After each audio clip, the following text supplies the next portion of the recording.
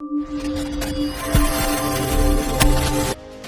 दर्शकों, आप देख रहे हैं GMB न्यूज। मैं हूं आपके साथ स्वाति और आपका बहुत बहुत स्वागत है हमारे इस न्यूज चैनल में। आइए इसी के साथ नई और ताजा खबरों के साथ हम आपको रूबरू करवाते हैं।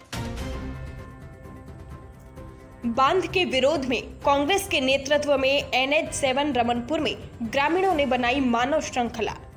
जी हां, बरगी विधानसभा की रमनपुर सिलुआ ग्राम पंचायतों के ग्रामीणों ने बड़ा देव सिंचाई परियोजना के द्वारा बनाए जा रहे बांध का विरोध करते हुए अधिकारियों को उल्टे पांव लौटते हुए मानव श्रृंखला बनाई। बरगी से पवन कुमार सैनी की खास रिपोर्ट। हम कहाँ जाएंगे? पानी मत रहेंगे का? यहाँ पर क्या रहा है? यहाँ पर क्या हो रहा है? बांधने नहीं देंगे। हमारे बच्चे लोग कहाँ जाएंगे? हम लोग कहाँ जाएंगे? वैसे तो हम पहाड़ में रह रहे हैं, वैसे ही कहाँ जाएंगे हमारे बच्चे? क्या चाहते हैं आप? क्या चाहते हैं? बांध से भगा गया था और अब इसलिए चाहिए हमें, हम यहाँ से भाग ही नहीं, न हम यहाँ पे भाग नहीं सके, हम कहीं जा सके, न बाल बच्चे सब ही पालेंगे, कहीं नहीं जा सके, बांध भी नहीं बंधन दे यहाँ पे। दम तक उन आदिवासियों के साथ है जिनकी जमीन छीनने का प्रयास किया जा रहा है, जिनके गांव डूबने का प्रयास किया जा रहा है, उसको हम नहीं होने देंगे। जो पूर्व की योजना जो बनी रखी है नर्मदा घाटी विकास प्राधिकरण, अगर सरकार की मंशा साफ है, कमीशन खोरी की मंशा नहीं है और मुख्यमंत्री के विभाग से योजना छीनी गई। सबसे बड़े महत्वपूर्ण मुद्दा ये है कि मुख्यमंत्री जी के पास है अभी नर्मदा घाटी विकास प्राधिकरण, नर्मदा घाटी, और उस विभाग से योजना के एक छोटे से मंत्री के पास ये योजना पहुंच गई। ये बहुत बड़ा भ्रष्टाचार का सजन है जिसको हम बेनकाब करेंगे। आदरणीय बरगी विधानसभा के पूर्व विधायक मेरे भाई संजय यादव जी, जिला ग्रामीण कांग्रेस कमेटी के अध्यक्ष भाई नीलेश जैन जी, हमारे जिला पंचायत के सदस्य भाई राम कुमार जी, बहन दीदी, आदरणीय भाई रघुआ शुक्ला जी, उपस्थित समस्त इस ग्रामीण अंचलों से आए हुए आदिवासी साथियों। देखिए, सबसे पहले तो आपको इस बात का इल्म होना चाहिए कि जितनी हैसियत प्रदेश की सरकार की है उतनी ही हैसियत आपकी ग्राम सरकार की है। अगर आपकी ग्राम सरकार ने अगर कोई प्रस्ताव पास किया है अध्यक्ष जी, और अगर उसको प्रदेश की सरकार अगर उसको नजरअंदाज करती है, तो मैं समझता हूं कहीं ना कहीं उस संवैधानिक अधिकार जो आपको दिया गया है उस पे चोट है। संविधान के खिलाफ हमारे यहाँ प्रशासन के अधिकारी खड़े हुए हैं। आप भी समझते हैं कि क्या संघीय ढांचा होता है, क्या लोकतांत्रिक व्यवस्था होती है। ग्राम पंचायतों का निर्माण ही इस बात के लिए हुआ है कि आपके ग्राम में जो भी व्यवस्था होगी वो आप अपने तरीके से प्रस्ताव बना के उसको पेश करेंगे।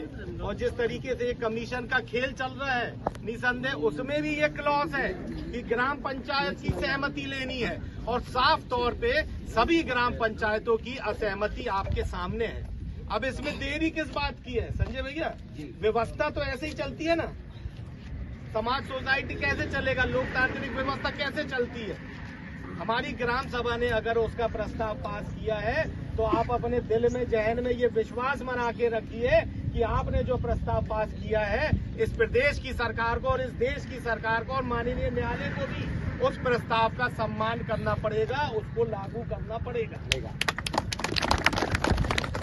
माननीय महोदया, आप यहाँ पर खड़ी है, मेरा आपसे निवेदन है, हम लोग पिछले बार गए थे, कलेक्टर साहब को इस बात की जानकारी तक नहीं है कि कहीं डैम बन रहा है।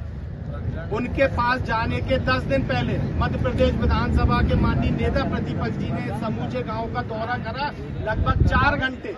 उसके बाद भी अगर प्रशासन के मुखिया को ये जानकारी नहीं है तो आप समझ सकती है किस तरीके का खेल चल रहा है। जो काम 600 करोड़ में 5 गुना ज्यादा आबादी को लाभान्वित कर सकता है, उसमें 5 गुना ज्यादा लागत लगा के 10% आबादी को लाभान्वित करने की सोच बताते हुए उनको सड़क पे लाने का षड्यंत्र रचा जा रहा है। जो लिफ्ट इरिगेशन की परियोजना माननीय संजय यादव जी ने स्वीकृत कराई थी, उससे 3 गुना किसानों को फायदा होना था। मात्र 600 करोड़ में पूरे बरगी विधानसभा के, चाहे चरगवा पट्टी हो, चाहे गुरार पट्टी हो, चाहे ये पट्टी हो, सभी जगह लिफ्ट इरिगेशन के माध्यम से पर्याप्त जल व्यवस्था हो सकती थी। हो सकती थी कि नहीं? वो लड़ाई भी आप लोगों ने लड़ी थी माननीय संजय यादव जी के साथ, स्वीकृत हो गई थी। सरकार को लूटा गया, खेल शुरू हो गया। और उस परियोजना में 1 इंच भी जमीन इन गरीब आदिवासी किसानों की नहीं जा रही थी। लेकिन उस व्यवस्था को लागू इसलिए नहीं करना है क्योंकि दूसरे डिपार्टमेंट को कमीशन की ज्यादा भूख है।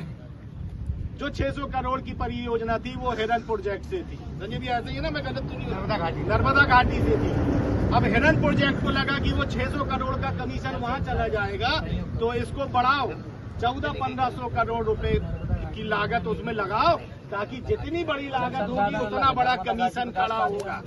किसान की जमीन जाती है तो जाए, किसान मरता है तो मरे, इस बात का तक एहसास नहीं कि ये वह किसान पीढ़ी है जो 4-5 दशक पहले एक बार और विस्तार वही है ना, उसके बाद दोबारा ये दंश इन पे शासन प्रशासन और सरकार के द्वारा थोपा जा रहा है। माननीय मैडम, इस लड़ाई को हम लोग अंतिम क्षण तक लड़ेंगे। ये किसान साथी मरेंगे तो वैसे ही 1 एकड़, 1.25 एकड़, 1.5 एकड़, 2 एकड़ की जमीन के अलावा इनके पास कुछ नहीं है। मुआवजा आप 2-2.5 लाख रुपए उनको दे दोगे, उसके बाद इनका कुछ नहीं बनना है। तो कद्दू लड़ो नहीं तो मरोगे, लड़ना है ना, हर स्तर तक लड़ना है।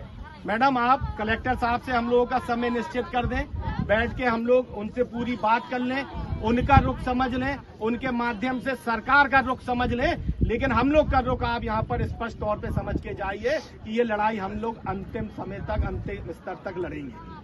बातों का अगर संजय भैया सकारात्मक तौर से प्रशासन नहीं लेती है तो मेरा आपसे आग्रह है यहीं पर एक लंबा मंच बनाया जाए। राम कुमार भाई और जितने भी हमारे गरीब आदिवासी क्षेत्र के जो भाई हैं, भले ही उनके गांव अगर प्रभावित नहीं हो रहे हो, लेकिन वो आपकी लड़ाई को अपनी लड़ाई समझते हैं। और समूची ग्रामीण की जो हमारे आदिवासी समाज के लोग हैं, अनिश्चितकालीन यहाँ पर बैठेंगे राम कुमार भाई, जब तक सरकार सील ठप्पा लगा के इस डैम की निरस्तीकरण की कार्रवाई नहीं कर देती है।